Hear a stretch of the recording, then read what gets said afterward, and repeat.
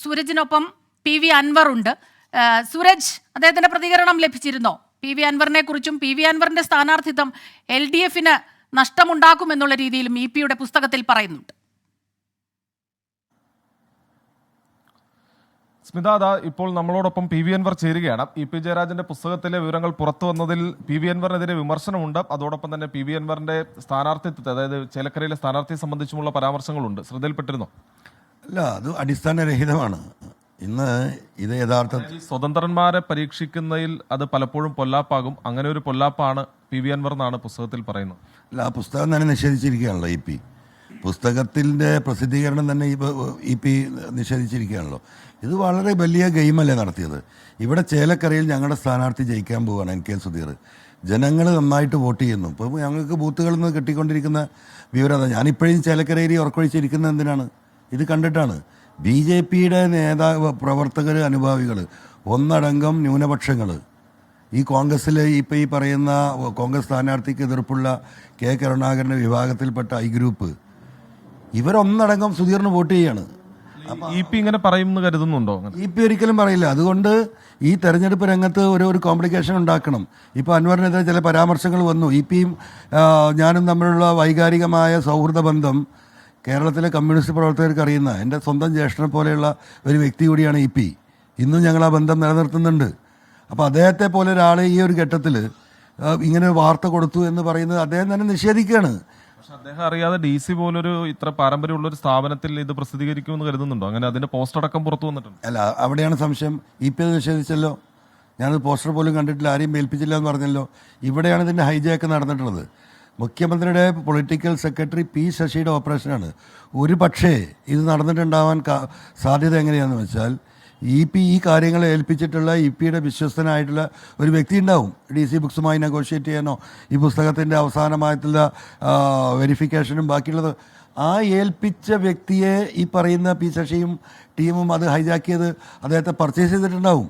അദ്ദേഹത്തിൽ നിന്ന് അദ്ദേഹമാണല്ലോ ഓതറൈസ്ഡ് ആയിട്ടുള്ള EP ഏർപ്പെടുത്തിയിട്ടുള്ള ഓതറൈസ്ഡ് പേഴ്സൺ.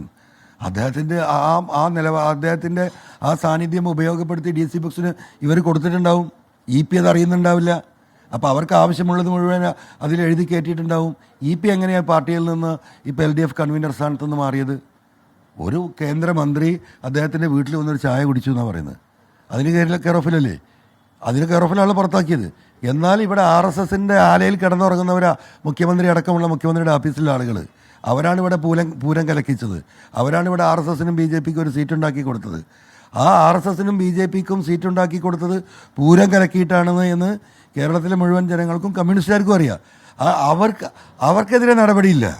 ചായ കുടിക്കാൻ വഴിയെ പോയ മന്ത്രി കയറിയതിന് ഈ പാവം EP-യെ പിടിച്ച് പുറത്താക്കിയിരിക്കുകയാണ്. എന്നിട്ട് അടുത്ത കുരിശ് അദ്ദേഹത്തിൻ്റെ തലയിലേക്ക് ഇട്ട് കൊടുക്കുകയാണ് ഈ പറയുന്ന P ശശിയും ഈ ലോബിയും. അത് തന്നെയാണ് ഞാൻ അങ്ങനെ മനസ്സിലാക്കുന്നത്. ചേലക്കരയിലെ അൻവറിന്റെ സ്ഥാനാർത്ഥി മത്സരിക്കുന്നത് ഇടതുമുന്നണിയെ സംബന്ധിച്ച് തിരിച്ചടിയാണെന്ന് കൂടി അത് പറയുന്നുണ്ട്. അത് തിരിച്ചടിയാണല്ലോ. തിരിച്ചടിയല്ല, ഇവിടെ CPM-ന്റെ പകുതി വോട്ട് പോരും.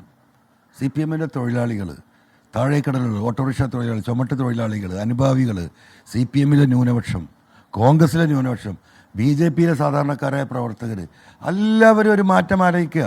ഞാൻ ഈ പറയുന്ന പൊളിറ്റിക്കൽ നെക്സസ് അതിന് വിധേയമാകാത്ത ഒരു പൊതുപ്രവർത്തകനുമില്ല. ഒരു വാർഡ് മെമ്പറാണെങ്കിൽ അവൻ ഈ പൊളിറ്റിക്കൽ നെക്സസിന് വിധേയമായിട്ടുണ്ട്. അവരനുഭവിക്കുകയാണ്. അതുകൊണ്ട് ഈ നാട്ടിലൊന്നുമില്ല, വീടില്ല, റോഡില്ല, വെള്ളമില്ല.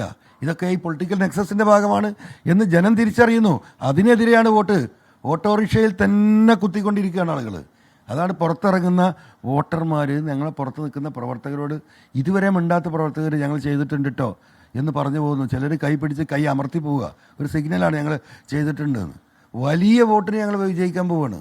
ഈ വിമർശനം താങ്കൾക്കെതിരെയുള്ള വിമർശനം സൂചിപ്പിക്കുന്നത്, അതായത് ഇന്നത്തെ PV അൻവറിന്റെ പ്രതികരണമാണ് ഇപ്പോൾ കണ്ടത്. EP ജയരാജനെ പിന്തുണയ്ക്കുകയാണ് PV അൻവർ ചെയ്തത്. EP ജയരാജൻ ഇക്കാര്യം ഈ വാർത്ത തള്ളിയിട്ടുണ്ട്. അദ്ദേഹം പറയുന്നത് തന്നെയാണ് ശരി. അദ്ദേഹം ഇത്തരത്തിലുള്ള പ്രതികരണങ്ങൾ നടത്തില്ല.